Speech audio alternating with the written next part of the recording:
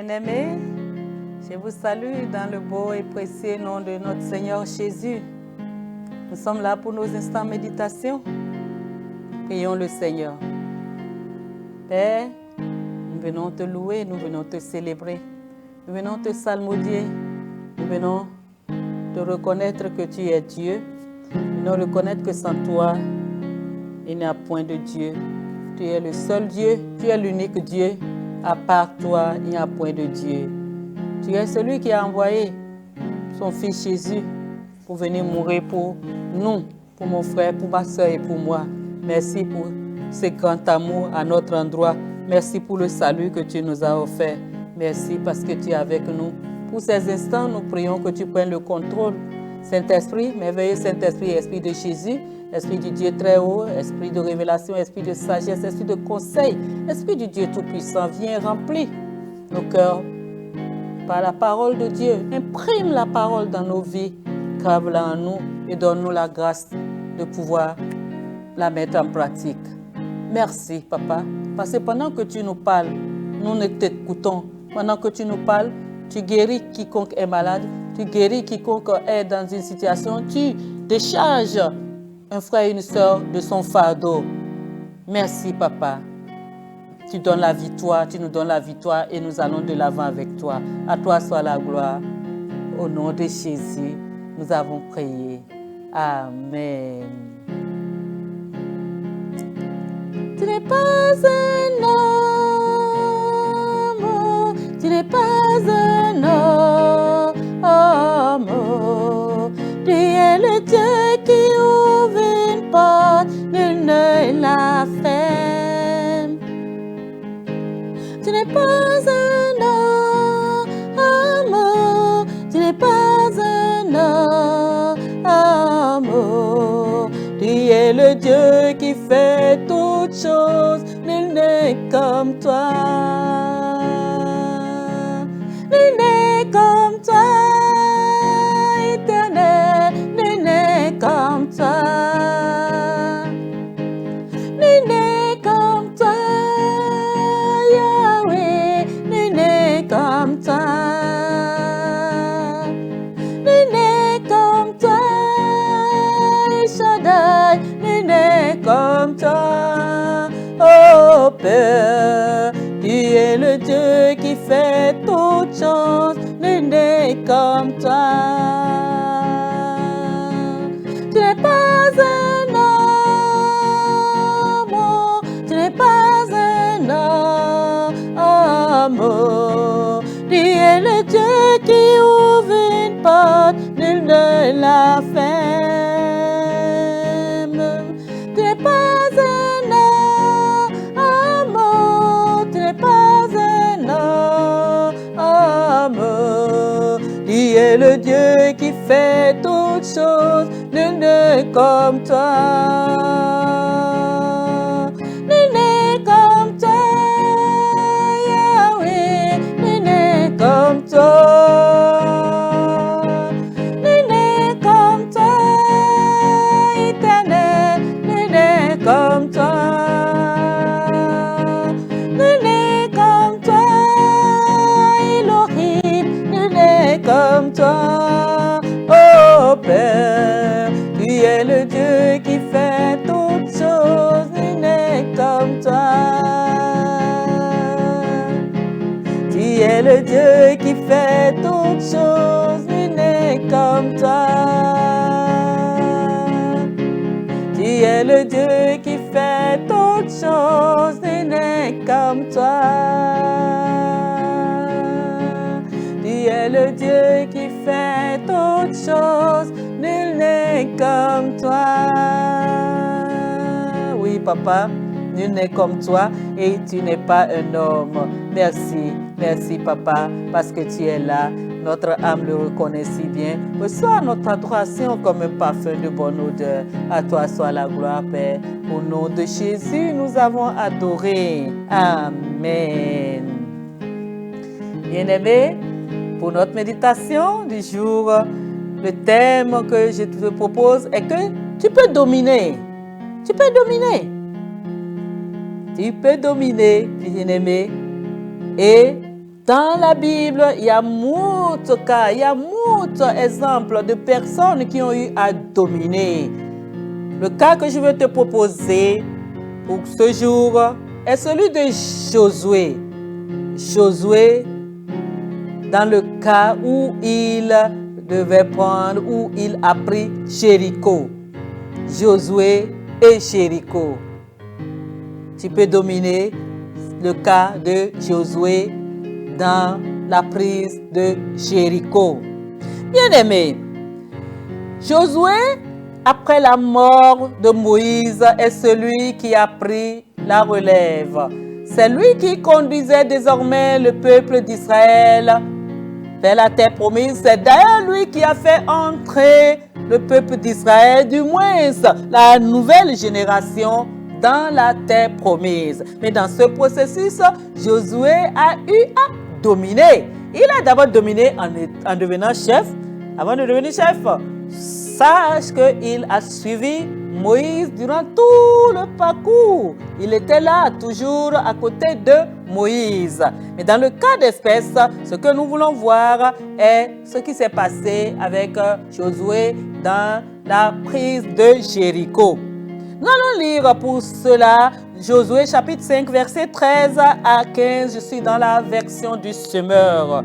Un jour où Josué se trouvait près de Jéricho, donc parce qu'il voulait prendre Jéricho, il essayait d'inspecter. Quand bien même il a envoyé des espions qui ont eu à se faire loger par Rahab, la prostituée, lui-même, en tant que chef, il essayait de voir de près ce qui se passait dans Jéricho. Donc, c'est dans ce cadre que nous lisons ce texte. Un jour où Josué se trouvait près de Jéricho, il vit soudain un homme qui se tenait debout devant lui, avec son épée dégainée à la main. Josué s'avança vers lui et lui demanda, « Es-tu des nôtres ou de nos ennemis ?» « Non, répondit l'homme, « Je suis le chef de l'armée de l'Éternel et je viens maintenant. » Alors Josué se prosterna le visage contre terre et lui dit, « Seigneur, je suis ton serviteur. Quels sont tes ordres ?» Le chef de l'armée de l'Éternel lui répondit, « Ôte tes souliers de tes pieds, car l'endroit où tu te tiens est un lieu saint. » Et Josué obéit. Bien-aimé, voici ici Josué qui fait une rencontre avec l'ange de l'Éternel, le chef de l'armée. Dans Josué, dans le chapitre qui suit, nous pouvons lire, la ville de Jéricho était soigneusement fermée. Une autre version te dira, était barricadée. Toutes ses portes étaient barricadées derrière. Toutes ses portes, la ville de Jéricho avait soigneusement fermé toutes ses portes et s'était barricadée derrière par peur des Israélites. Donc ils ont entendu tout ce que les Israélites ont eu à faire sur leur passage et ils avaient peur. Ils ont donc pris soin de bien prendre des dispositions sécuritaires. C'est de ça qu'il s'agit ici. Plus personne n'entrait ni ne sortait par ces portes. L'Éternel dit à Josué, « Regarde, je te livre Jéricho, son roi et tous ses guerriers. » Voilà là où Josué a déjà eu la domination. Il a eu la domination sur le plan spirituel. Car c'est l'Éternel qui lui dit, « Vois, Josué, je te livre Jéricho, son roi et tous ses guerriers. » Tu peux dominer. Quand tu veux dominer, tu domines d'abord spirituellement. Voilà ce qui s'est passé avec Josué. C'est Dieu lui-même qui a donné la domination à Josué. Nous allons continuer. Au verset 6, nous lisons. Josué, fils de Nun, convoqua les prêtres et leur dit, « Chargez le coffre de l'alliance sur vos épaules et que sept d'entre vous prennent 7 corps faits de cornes de bélier et marchent devant le coffre de l'Éternel. » Tu vois, bien-aimé, Josué met toujours le spirituel devant. Il a dit de prendre le coffre. En fait, il suivait les instructions que le Seigneur lui a données quand il lui a dit, vois, je te livre Jéricho.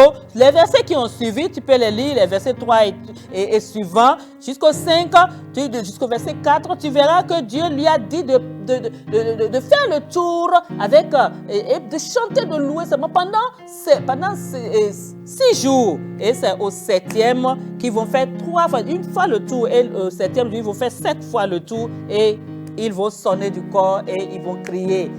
beaucoup de chansons disent, oui, quand les murs de Jéricho sont tombés et quand les enfants d'Israël ont crié Alléluia, d'autres vont dire quand les enfants d'Israël ont chanté, en tout cas, les prêtres ont sonné du corps et il y a eu bruit et la muraille a cédé, la muraille de Jéricho a cédé devant les instructions de l'Éternel qui a déjà livré Jéricho, son roi et ses guerriers, qui a déjà fait dominer le peuple d'Israël en les visitant. Et eux aussi, ils ont pris possession de ce que Dieu leur a donné en obéissant aux instructions que Dieu a données à travers Josué. Donc, quand ils ont fait cela, Josué a dit au verset 7 au peuple, en avant, faites le tour de la ville et que les hommes armés précèdent le coffre de l'Éternel. Et le peuple fit comme Josué l'avait ordonné. Au verset 9, les hommes armés les précédaient, une arrière-garde suivait aussi le coffre et ils marchaient au son du corps. Et Josué avait donné cette consigne, pas de cri, restez muets. Donc pour les 6 jours, ils sont restés muets. Ne dites pas une parole jusqu'au jour où je vous ordonnerai de pousser des cris. Et le coffre de l'Éternel fit une fois le tour de la ville, puis tous rentrèrent au camp pour la nuit. Le lendemain, Josué se leva de bon matin, les prêtres chargeaient le coffre de l'Éternel sur leurs épaules. Ils ont fait cela, ils refirent une fois le tour de la ville ce jour-là, avant de regagner le camp. Je suis au verset 14. Il fit ainsi pendant 6 jours.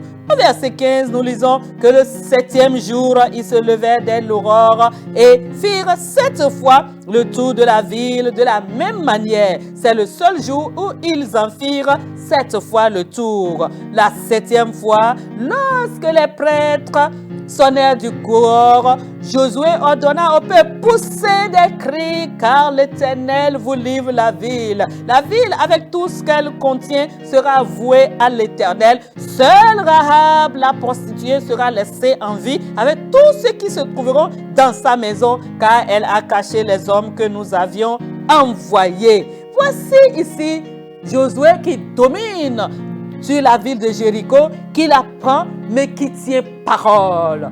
Bien-aimé, tu peux dominer. Quand tu es un homme de parole, tu domines. Dieu savait le cœur de Josué. Il sait que Josué est un homme qui tient parole. Josué n'était pas là quand Rahab, la prostituée, a eu à cacher les espions qu'il a envoyés. Mais quand ils sont revenus, ils ont fait le rapport. Il a pris en compte ce rapport. Il a pris en compte cette observation. Ce que ils lui ont dit, les espions ont dit, Rahab nous a cachés et nous lui avons promis de pouvoir la sauver, de l'épargner, elle et sa famille, si du moins ceux qui sont dans sa maison, le jour où on va venir pour détruire là, si tout ce qu'elle veut épargner, tous ceux avec qui elle veut avoir la vie sauve seront ensemble dans sa maison. Et Josué, vous voyez pourquoi il est chef? Il a tenu parole. Il dit maintenant ici, toute la ville est vouée par interdit, sauf la seule Rahab, la prostituée, tous ceux qui sont dans sa maison et sont épargnés.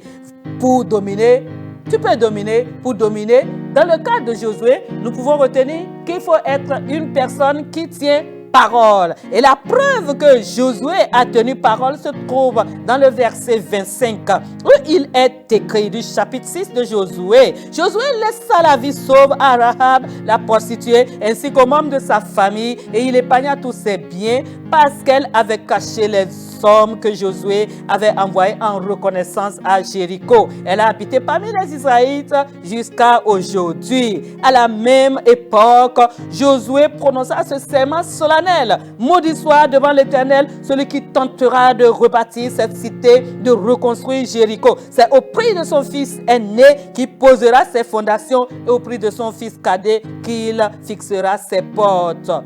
Vous voyez, pour dominer aussi, il faut déclarer, dire à Dieu ce qu'on veut. Josué, quand il a fini de prendre possession de la ville de Jéricho, il a déclaré que personne ne peut plus rebâtir Jéricho parce que c'est en sa possession, c'est en son pouvoir. Quand tu domines, bien-aimé, sache que tu dois aussi établir, tu dois sceller ce que tu as dominé. Bien-aimé, pour dominer, tu dois accepter Jésus comme ton sauveur et ton Seigneur. As-tu accepté Jésus? Si tu ne l'as pas fait, je te convie à le faire. Tu dis, Père, je viens à toi.